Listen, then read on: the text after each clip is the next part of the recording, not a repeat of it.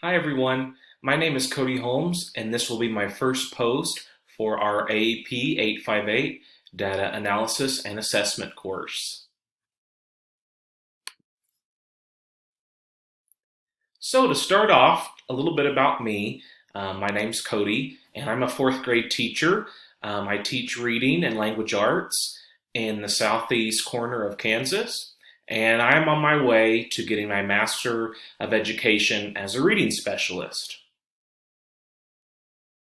So, for my own reflection on data use, at my school and in fourth grade, we of course take our Kansas State assessments, and those will give us information for the next year of where to start and group kids. But during the year, we can take interims, which are basically practice tests, and it gives us some information that we can use.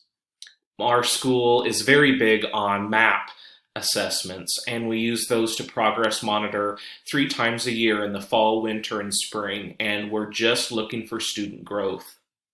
We also use dibbles and days to test for different reading factors, and all of these assessments are used mainly for intervention placement and then progress monitoring.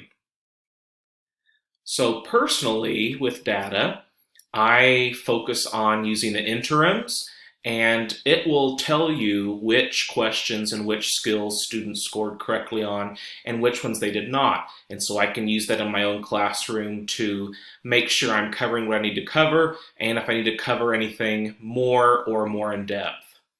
I also use the results from our MAP testing to form my own small groups to place students in low, average, or high groups so then I can differentiate my instruction towards what they need.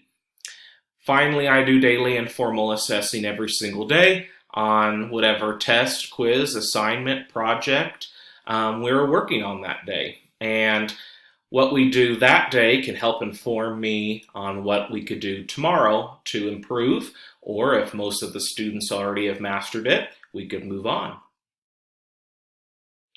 Finally, my proposed plan to helping myself become a better person of all things data.